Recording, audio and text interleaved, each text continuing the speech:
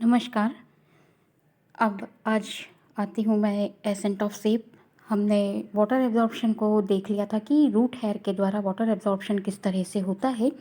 इसके बाद आते हैं हम कि जो रूट से टिप तक, प्लांट की टिप तक पानी किस तरह से पहुँचता है, एपेक्स तक मतलब, तो वो प्रोसेस क्या है पूरी, उस फिनोमिना के बारे में हम देखेंगे। तो एसेंट ऑफ सेप मतलब कि अपवर्ड मूवमेंट ऑफ वाटर, और वाटर के साथ दूसरे कंपोनेंट्स जो कि रूट के द्वारा पानी में सॉल्यूशन के रूप में एब्जॉर्ब किए जाते हैं, उनके अपवर्ड मूवमेंट, तो वो कहलाता है एरियल पार्ट के द्वारा रूट से एरियल पार्ट तक पानी का पहुंचने की जो प्रोसेस है वो एसेंट ऑफ सेप कहलाती है।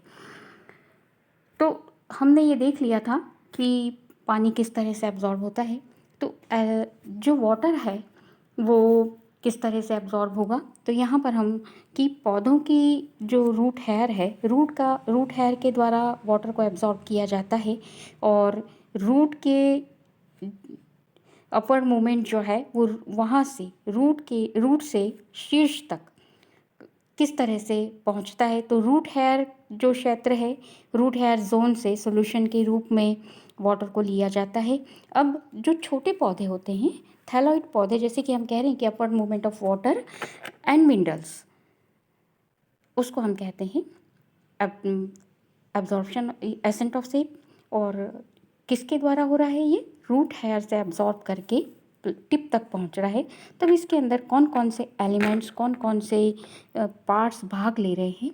तो एब्जॉर्बिंग, जैसे हम कहें यहाँ पर कि जो छोटे पौधे हैं उनको वाटर एब्जॉर्प्शन और रिसीविंग करने वाली जो सेल्स हैं उनके बीच की दूरी काफ़ी कम होती है, जिसके कारण से वाटर का ट्रांसलोकेशन आसानी से हो जाता है। लेकिन बात आती है हायर प्लांट्स की, तो हायर प्लांट्स के अंदर वाटर रूट हेयर के द्वारा एब्जॉर्ब होकर स्टीम के शीर्ष तक पहुंचने वाली जो सेल्स है पहुंचाने वाली, उनके बीच में काफ़ी दूरी होती है। 100 मीटर से भी अधिक दूरी होती है। कई प्लांट्स की काफ़ी हाइट 300 मीटर तक के प्लांट्स होते हैं, तो काफ़ी दूरी होती है। तो ग्रेविटेशनल फोर्स के अगेंस्ट वाटर को इतनी ऊंचाई तक पहुंचाने की मैकेनिज़्म जो है वो हमारी एसेंट ऑफ सेप कहलाती है। तो ग्रेविटेशनल फोर्स के अगेंस्ट वाटर को पहुंचाना। अब इसका पाथवे किस तरह से है, जैसे कि यहाँ पर हम कह रहे हैं कि ये जो है, यहाँ पर ये नीचे रूट हेयर के द्वारा वाटर एब्जॉर्ब किया जाता है, ये प्लांट की रूट हेयर के द्वारा, और सॉइल से रूट हेयर के द्वारा वाटर एब्जॉर्ब किया जाता है ऑस्मोटिक प्रेशर ग्रेडियंट्स के थ्रू, और धीरे धीरे इसी तरह से ऑस्मोटिक प्रेशर ग्रेडियंट्स के थ्रू ऊपर तक पहुंचता है, ऐसा माना जाता था पहले। अब इसका पाथवे क्या है, और उस पाथवे में एसेंट ऑफ सेप का पाथवे क्या है, और कौन कौन से एलिमेंट्स यहाँ पर भाग लेते हैं। तो पाथवे जो यहाँ पर वाटर के ट्रांसलोकेशन के लिए जो एलिमेंट्स भाग लेते हैं उनको हम कहते हैं जाइलम, मुख्य रूप से भाग लेता है, और उनको हम कहते हैं ट्रैकियरी एलिमेंट्स। ट्रैकियरी एलिमेंट्स में मुख्य रूप से ट्रैकिड्स एंड वेसल्स होती हैं। यहाँ पर आप देख रहे हैं इस चार्ट में जाइलरी एलिमेंट्स, जो ट्रैकियरी एलिमेंट्स जो है जाइलम की, वो है ट्रैकिड्स एंड वैसल्स। ट्रैकिड्स और vessels higher plants, herbaceous plants और वुडी प्लांट्स दोनों में पाए जाते हैं। हर्बेशियस प्लांट्स के अंदर जितने भी ट्रैकियरी एलिमेंट्स हैं वो सारे भाग लेते हैं, लेकिन जो वुडी प्लांट्स हैं उनके अंदर जो सैप वुड है, दो तरह की वुड होगी। यहाँ पर हमको दो टाइप, एक ही उसमें सैप वुड और हार्ड वुड दोनों दिखाई देती है। तो हार्ड वुड और सैप वुड, तो सैप वुड जो होती हैं वही ट्रैकियरी एलिमेंट्स भाग लेते हैं किस प्लांट वाटर के ट्रांसलोकेशन के लिए, upside movement of water they take part. उसके बाद ये ट्रैकियरी एलिमेंट्स का जो स्ट्रक्चर है वो किस तरह का है वो हम देखते हैं यहाँ पर। तो ये जो ट्रैकियरी एलिमेंट्स हैं ये प्लांट की रूट हेयर से वाटर को एब्जॉर्ब हुआ है वाटर, और रूट हेयर से वाटर एब्जॉर्ब होने के बाद ये जो वाटर है ये वाटर जो जाइलम एलिमेंट्स हैं ये यहाँ पर जो वो रूट हेयर के द्वारा एब्जॉर्ब हुए, और जाइलम एलिमेंट्स जो कि यहाँ पर आप इस डायग्राम में देख सकते हैं, ये जो एक स्मॉल पोर्शन है कटिंग का, ये वाला हर हर हिस्से से, ये इतने पार्ट से अलग अलग, ये जो अलग अलग जो लिया हुआ है डायग्राम, ये जो है जाइलम एलिमेंट्स जो है ऑल ओवर लेंथ के, प्लांट की जो पूरी लेंथ है वहाँ से आपस में एक दूसरे से जुड़े हुए होते हैं। इसलिए मेनली रिस्पॉन्सिबल है जाइलम, प्लांट के वाटर के ट्रांसलोकेशन के लिए प्लांट्स में मेनली जाइलम रिस्पॉन्सिबल है। ये आपस में, यहाँ पर आप देख सकते हैं कि सेक्शन कटिंग में दिखाया गया है ये, कि ये यहाँ पर ये सेकेंडरी जाइलम वाला पूरा पोर्शन है, ये यहाँ पर भी जाइलम है, ये भी जाइलम, ये आपस में नीचे से लेके ऊपर तक एक दूसरे से एक लिंक बने हुए ये आपस में ट्रैकेरी एलिमेंट्स जुड़े हुए होते हैं। तो जिसके कारण से ये वाटर का जो एब्जॉर्प्शन है, सारे ट्रैकेरी एलिमेंट्स जो है वो आपस में एक दूसरे से जुड़े हुए होते हैं, जिससे कि हम कह सकते हैं कि वाटर का एब्जॉर्प्शन जाइलम के ट्रैकेरी एलिमेंट्स के द्वारा होता है। अब ये जो जाइलम के द्वारा ही जो वाटर एब्जॉर्प्शन होता है, इसके लिए कई सारे एक्सपेरिमेंट्स किए हुए हैं। और यहाँ पर हम जो इसका जो स्ट्रक्चर है, सबसे पहले हम वो देखते हैं कि ट्रैकीड्स का स्ट्रक्चर क्या क्या है। तो जाइलम के जो कंपोनेंट्स हैं, मुख्य रूप से जाइलम के मुख्य रूप से जो कंपोनेंट्स हैं वो है ट्रैकिया, दो ट्रैकेरी एलिमेंट्स और फाइबर और पैरेन्काइमा सेल। तो ट्रैकेरी एलिमेंट्स जो हैं वो भाग लेते हैं मुख्य रूप से कंडक्शन ऑफ वाटर में। ट्रैकेरी एलिमेंट्स में मुख्य रूप से ट्रैकिड्स एंड वैसल्स पाई जाती हैं, और ये दोनों जो एलिमेंट्स हैं ये वुडी स्ट्रक्चर और सेकेंडरी सेल्स, जो इनकी सेकेंडरी सेल्स जो है, सेकेंडरी सेल वॉल जो है वो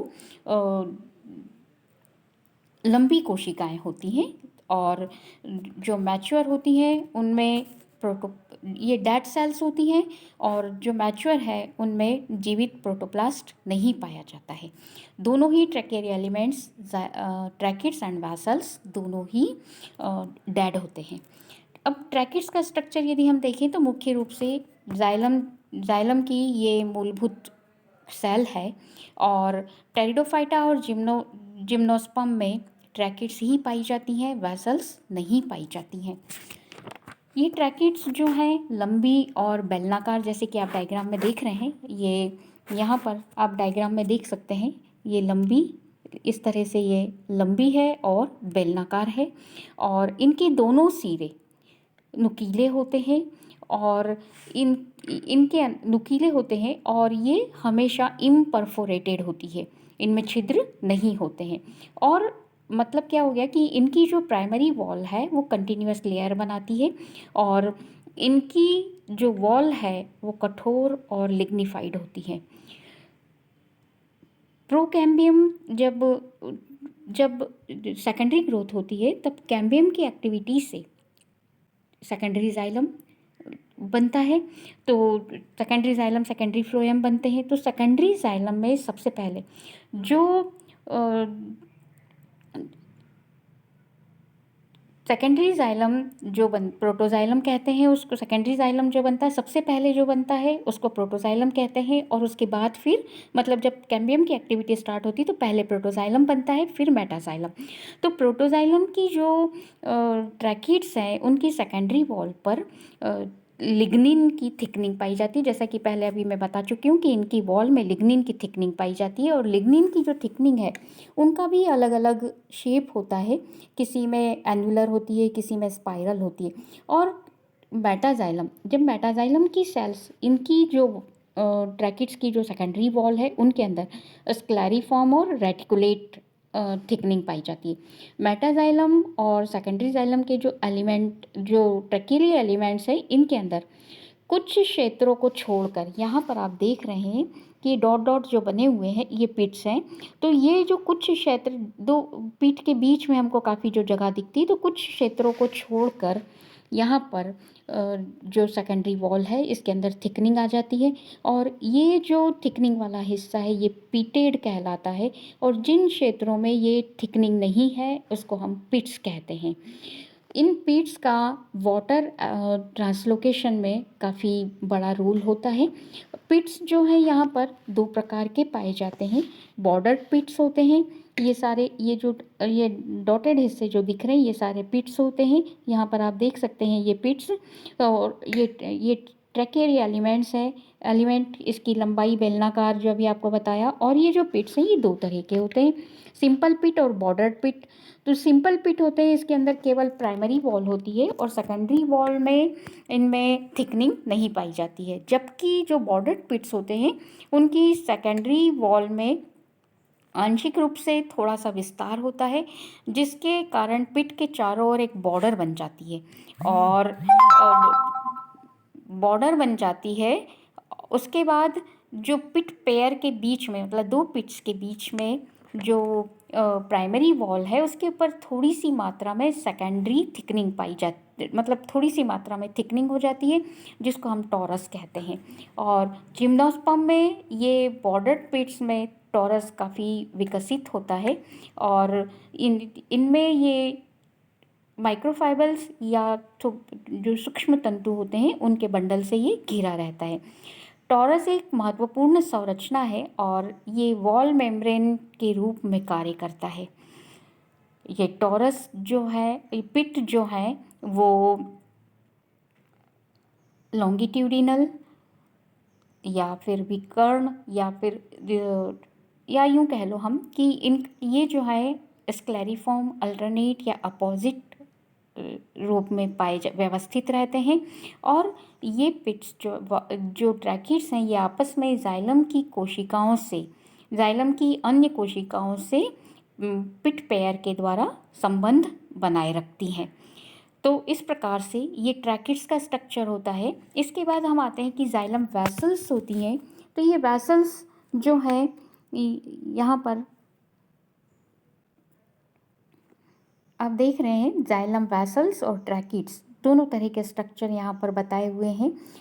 इसका जो स्ट्रक्चरल ऑर्गेनाइजेशन है उसमें, तो वैसल्स जो है ये अनेक वैसल मेंबर एक के ऊपर एक निश्चित क्रम में व्यवस्थित होते हैं और व्यवस्थित होने से वैसल्स बनती है। मतलब कि खाली एक के ऊपर एक ये स्थित होते हैं और ये परफोरेशन, इनमें इनके सिरों पर परफोरेशन पाया जाता है, ये परफोरेटेड होती हैं।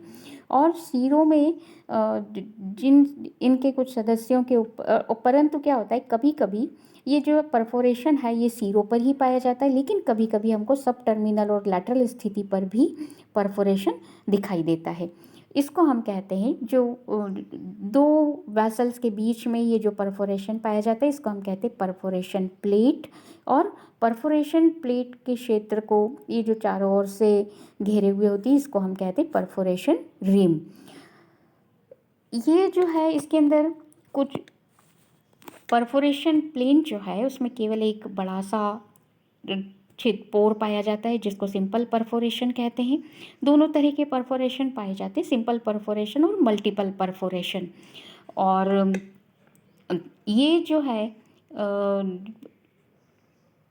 जो परफोरेशन है इस सेकेंडरी डिपोजिशन के लुप्त होने, ऐसा माना जाता है कि जो ये परफोरेशन के कारण जो वैसल से आपस में एक दूसरे से जुड़ी हुई रहती हैं और जिससे वाटर का कंटिन्यूअस फ्लो इसमें बना रहता है। अब इसके बाद आते हैं हम कि ये जाइलम्स, ये यहाँ पर आप देख सकते हैं कि ये ट्रैकिड्स हैं जो ये ट्रैकेरी एलिमेंट्स जो हैं, एक मिनट,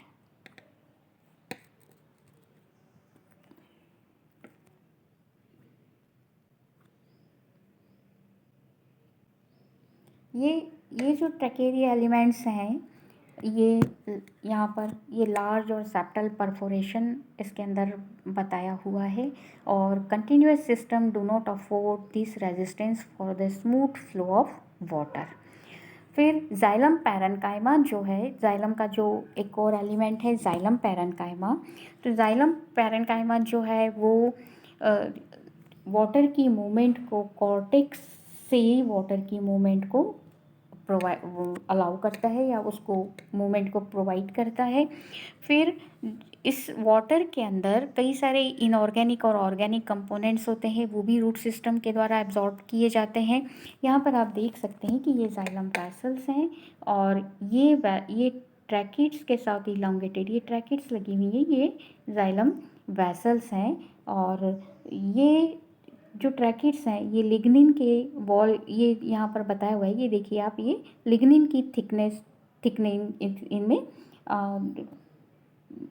हुई, लिग्निन से थिकनिंग हुई है और ये इस तरह से वाटर की मूवमेंट यहाँ पर होती है। अब इसके बाद ये जो फ्लोएम वेसल्स हैं ये इस तरह से परफोरेशन के द्वारा एक दूसरे से जुड़ी हुई होती हैं और ये मूवमेंट वाटर की इस तरह से इसके अंदर सेल टू सेल होती है। अब ट्रैकिड्स जो है उसके अंदर एक लॉन्ग ल्यूमन होती है और एंड टू एंड वो एक दूसरे से एसोसिएट होती है, एक बिल्कुल पाइपलाइन की तरह, जैसे यहाँ पर आप देख रहे हैं पाइपलाइन की तरह काम करती है, जिससे कि वाटर और मिनरल की मूवमेंट आसानी से हो जाती है। इसके बाद जो वाटर की मूवमेंट है इसके लिए कई सारे एक्सपेरिमेंट्स किए हुए हैं कि जाइलम, ये प्रूव करने के लिए कि जाइलम के द्वारा ही वाटर की मूवमेंट हो रही है। तो रिंगिंग एक्सपेरिमेंट है जो कि आप छोटी क्लासों में देख चुके हैं, ईओसिन एक्सपेरिमेंट है। तो ईओसिन के एक्सपेरिमेंट से हमको ये पता चलता है, ये बात कंफर्म हो जाती है कि ट्रैकियरी एलिमेंट्स के द्वारा ही वाटर का ट्रांसलोकेशन होता है। साथ ही फ्लोएम सैप की तुलना में जाइलम के जो इंक्लूजन्स हैं वो ज़्यादा वाटरी होते हैं और संरचनात्मक दृष्टि से जो एसेंट ऑफ सैप है वो जाइलम की ट्रैकिड्स और फ्लोएम की सेल से, जाइलम की ट्रैकिड्स जो है वो फ्लोएम से अधिक उपयुक्त है। तो जो यहाँ पर जो ट्रांसलोकेशन ये प्रूव करते हैं ईओसिन और ये सारे एक्सपेरिमेंट्स। अब ये कुछ डाइज और रेडियोएक्टिव आइसोटोप्स के द्वारा ये पता चला है कि जो एवरेज मूवमेंट की रेट क्या है।